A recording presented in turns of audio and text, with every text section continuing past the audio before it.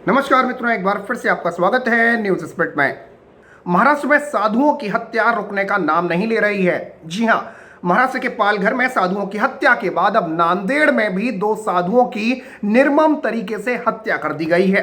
सवाल यह है कि आखिर महाराष्ट्र में साधुओं की हत्याएं एक के बाद एक क्यों हो रही हैं और क्यों महाराष्ट्र सरकार इन पर चुप्पी साधे हुए है। सबसे बड़ा सवाल यह कि पालघर में साधुओं की हत्या होने के बाद भी मित्रों अब तक ये मामला खुला नहीं है, ये राजफाश नहीं हो पाया कि आखिर साधुओं की हत्या क्यों की गई थी पालघर में। और इसके बाद अब तक ये मामला उलझा हुआ था, लेकिन इसके बाद महाराष्ट्र के नांदेड़ में फिर साधुओं की हत्या कर दी गई है। पूरी खबर आपको बताऊंगा, लेकिन कमेंट में आप मुझे बताएं कि क्या अगर बाला साहब ठाकरे आज जिंदा होते, उद्धव ठाकरे के जो पिता हैं, तो क्या किसी की हिम्मत होती महाराष्ट्र में साधुओं को हाथ लगाने की। लेकिन इस वक्त उद्धव ठाकरे सोनिया गांधी की गोद में जाकर बैठ गए हैं और यही वजह है कि महाराष्ट्र में अब साधुओं को निशाना बनाया जा रहा है। शिवसेना शिवसेना नहीं रह गई, बल्कि शवसेना बन चुकी है। और इसी वजह से अब तक महाराष्ट्र में ना तो पालघर मामले का राज खुला, पालघर मामले में कुछ साफ नहीं हो पाया, और अगर सवाल जो उठाता है तो उसको महाराष्ट्र की पुलिस, महाराष्ट्र का पुलिस प्रशासन पकड़कर पूछताछ करने लग जाता है। तो कमेंट में शिवसेना के लिए, उद्धव ठाकरे के लिए कमेंट बॉक्स में 2 शब्द जरूर लिखिएगा। फिलहाल आपको बता दूं कि महाराष्ट्र के पालघर में अब साधुओं की मॉब लिंचिंग के बाद नांदेड़ में लिंगायत समुदाय के साधु की हत्या का सनसनीखेज मामला सामने आया है। दरअसल आपको बता दूं कि इन साधुओं का नाम जो है वो रुद्र पशुपति महाराज बताया जा रहा है, और पुलिस के मुताबिक लिंगायत समाज का ही एक शख्स साईनाथ राम ने साधु की हत्या की है। पुलिस का ऐसा दावा है, लेकिन थ्योरी अभी खुलना पूरी की पूरी बाकी है। आपको बता दूं कि जानकारी खबर यह सामने आ रही है कि रात 12 बजे से 12:30 बजे के बीच कल जो है वो साधु की हत्या हुई है, और आरोपी आश्रम का दरवाजा तोड़कर अंदर नहीं घुसा था, बल्कि गेट अंदर से खोला गया था। साधु की हत्या करने के बाद आरोपी ने उनके शव को ठिकाने लगाने की भी कोशिश की थी, और खुलासा यह हो रहा है कि कहीं ना कहीं आरोपी की कोशिश ये थी कि शव को वो अपने साथ ही ले जाए।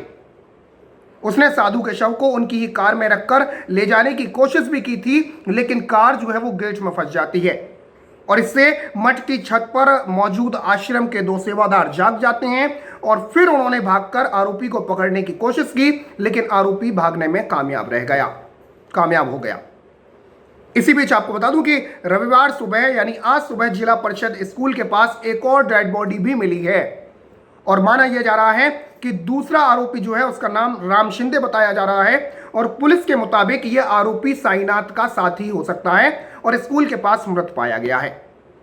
अब सवाल यह कि पिछले महीने पालघर में 2 साधुओं की निर्मम तरीके से हत्या कर दी जाती है, और आपको बता दूं कि लॉकडाउन होने के बावजूद सैकड़ों लोगों की भीड़ इकट्ठा हो जाती है, और पालघर में साधुओं को घेर कर डंडे से पीट पीट कर मार दिया जाता है। पुलिस वाले सामने खड़े होते हैं, खाकी पहने हुए, जिन पर समाज की रक्षा की जिम्मेदारी होती है, वो सामने खड़े होते हैं, लेकिन वो चुप रहते हैं। उसके बाद महाराष्ट्र सरकार ये सफाई पेश करती है कि पुलिस वाले इसलिए एक्शन नहीं ले पाए क्योंकि उनके हाथों में हथियार नहीं थे।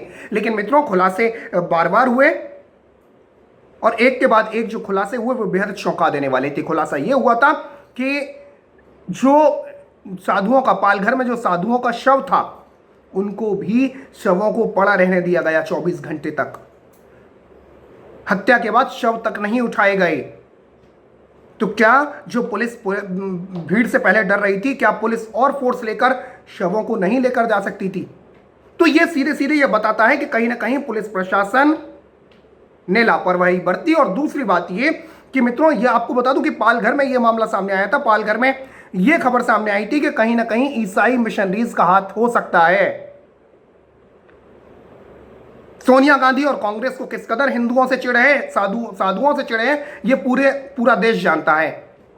और इसके बाद आपको बता दूं कि महाराष्ट्र में वही सरकार है। महाराष्ट्र में शिवसेना की सरकार जरूर हो, उद्धव ठाकरे इस वक्त मुख्यमंत्री जरूर हो, लेकिन जिस तरीके से वो इस वक्त खुद को सेकुलर ब्रिगेड में शामिल करने की कोशिशों में लगे हुए हैं, और जिस तरीके के जो आदेश वो पारित कर रहे हैं,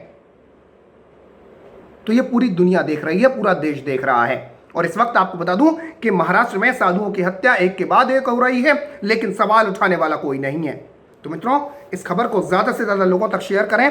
साथ ही साथ देश हित से जुड़ा हुआ चैनल है, चैनल को सब्सक्राइब कर दें और बराबर में जो घंटी का निशान है, जो बेल आइकन है, उसे जरूर दबा दें। फिलहाल के लिए इतना ही। जय हिंद, जय भारत, नमस्कार।